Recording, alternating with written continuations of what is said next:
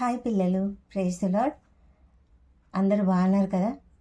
మరి ఆ, ఈ దినము ఒక చిన్న స్టోరీ కాదు, కానీ ఒక మంచి సంగతి మనం నేర్చుకుందాం. ఏంటంటే, ప్రభువైన యేసుక్రీస్తు కొండ మీద ప్రసంగం చేశారు కదా. కొండ మీద ప్రసంగము అని ఒక గొప్ప పేరున్నటువంటి ఒక ప్రసంగాన్ని దేవుడు చేశాడు. ఆ ప్రసంగంలో దేవుడు చాలా చాలా మంచి విషయాలను అందరికీ చెప్పాడు. ఆ మాటలు చాలామందిని ప్రభావితం చేశాయి. ఈ లోకంలో ఇప్పటికీ కూడా బైబిల్ చదివినటువంటి వారు చాలామంది ఆ ప్రసంగంతో చాలా ఇన్స్పైర్ అయినటువంటి వాళ్ళు చాలామంది ఉన్నారు. మరి ఒక సంగతి ఆయన చెప్పాడు. ఆ చాలామంది జనాలు ఉన్నారు కదా, వాళ్ళందరికీ కూడా ప్రభువు చెప్తూ ఉన్నాడనమాట. ప్రభు ఏం చెప్పారంటే, ఇద్దరు వ్యక్తులు ఉన్నారంట. వాళ్ళు ఒకరేమో బుద్ధి గలవాడు, ఇంకొకడేమో బుద్ధి లేనివాడు.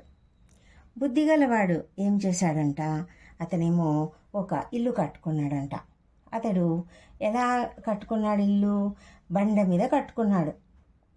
ఇది బండ మీద బాగా చక్కగా కట్టుకున్నాడు అనమాట. బుద్ధి గలవాడు ఇల్లు కట్టుకున్నాడట. ఆ ఇల్లు ఎలా కట్టుకున్నాడంటే, చక్కగా బండ మీద కట్టుకున్నాడు. అప్పుడు ఏమైందంటే, పెద్ద వర్షం కురిసింది, చాలా పెద్ద వర్షం. అయితే ఆ వర్షం కురిసినప్పుడు వాని ఇల్లు చక్కగా నిలబడింది. అంటే ఆ ఇంటికి ఏం కాలేదు, ఎలాంటి నష్టము కలగలేదు. ఒక వ్యక్తి ఉన్నాడు కదా, అతడు బుద్ధి లేనివాడు. అతడేం చేశాడు? ఇల్లు కట్టుకున్నాడు. చూసారా, ఎక్కడ కట్టుకున్నాడు? ఇసుక మీద కట్టుకున్నాడు. బండ మీద కట్టుకోలేదు, ఇసుక మీద కట్టుకున్నాడు. ఇసుక ఎలా ఉంటుంది? స్థిరంగా ఉంటుందా ఎక్కడైనా? ఇసుక మీద మనం చాలాసార్లు ఆడుకుంటూ ఉంటాం కదా, మన కాళ్ళు ఇలా దిగబడిపోతూ ఉంటాయి లోపలికి. మరి అక్కడ తవ్వి మనం ఏదేదో ఆటలు ఆడుకుంటూ ఉంటాము, ఇల్లు కట్టుకుంటూ ఉంటాము కదా. అలాంటి దాని మీద తను ఇటుకలు పేర్చి ఇల్లు కట్టుకున్నాడంట. అయితే ఏం జరిగిందంటే, పెద్ద వర్షం వచ్చింది, తుఫాను లాంటి వర్షం వచ్చేసింది. అప్పుడు ఏం జరిగింది? ఆ ఇల్లంతా కూడా అలాగా కూలిపోయిందనమాట. ఆ ఇల్లు నిలవలేదు, ఆ ఇల్లు పడిపోయింది, ఇంకా అసలు ఉండలేదు. దిగలవాడు కట్టుకున్నాడు కదా, అతడు బండ మీద కట్టుకున్నాడు కాబట్టి ఎంత పెద్ద వర్షం కురిసినా కూడా ఆ ఇంటికి ఏం కాలేదు, ఆ ఇల్లు చక్కగా నిలబడింది. అయితే ప్రభువు దీని గురించి చెప్పినప్పుడు ఇది ఎందుకని చెప్పాడంటే, మనము దేవుని మాటలు వింటూ ఉంటాం కదా, ప్రతిరోజు దేవుని వాక్యము వింటాము, దేవుని మాటలు దేవుని వాక్యం చదువుతాము, అనేక మాటలు దేవుని వాక్యాలు చక్కగా కంఠస్థం చేస్తాం. అయితే ఆ వాక్యాలని మనము చక్కగా అర్థం చేసుకోవాలి. అర్థం చేసుకొని ఆ వాక్యం పైన మన ఇల్లు కట్టుకోవాలి. మన ఇల్లు అంటే మన జీవితాన్ని కట్టుకోవాలన్నమాట.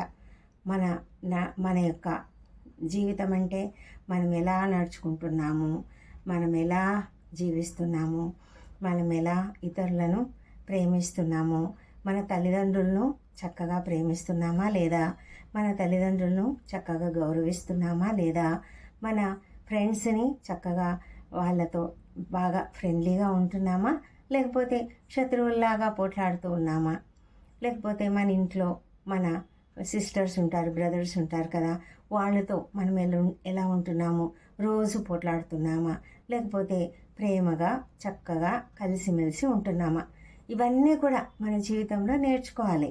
మరి దేవుడు చెప్పినట్లుగా మరి పెద్దవాళ్లకు గౌరవం ఇస్తూ చక్కగా ఉండాలి. అలా ఉన్నప్పుడే మనము దేవుని మాటలు వింటున్నట్లు. మరి అలా వినకుండా ఉన్నట్లయితే ఏమవుతుందంటే, బుద్ధి లేని వాని ఇల్లు కూలిపోయినట్లుగా మన జీవితం కూడా నాశనం అయిపోతుంది. అలా అంటే మనల్ని అందరూ బ్యాడ్ బాయ్, బ్యాడ్ గర్ల్ అంటూ ఉంటారనమాట. అలా కాకుండా మనము ఎప్పుడైతే మంచి నడవడిక కలిగి, చక్కటి ప్రవర్తన కలిగి, దేవుని యందు భయభక్తులు కలిగి, దేవుని మాటలు వినేవాళ్ళుగా ఉంటూ, తల్లిదండ్రులను ప్రేమిస్తూ గౌరవిస్తూ, మరి మన ఫ్రెండ్స్తో, మన అన్నదమ్ములతో, బ్రదర్స్ సిస్టర్స్ అందరం కూడా కలిసిమెలిసి చక్కగా ఉంటున్నాం అనుకోండి, అప్పుడు మనం ఎలా ఉంటామో తెలుసా? మన జీవితం కూడా ఇలాగా ఒక బండ మీద కట్టబడిన ఇల్లు ఎలాగ స్థిరంగా ఉంటుందో అలాగా ఉంటుందన్నమాట. మన చుట్టూ ఎన్ని కష్టాలున్నా రాని, ఎవరైనా మనల్ని ఏమన్నానని మనకు ఎలాంటి భయం ఉండదు, దిగులుండదు.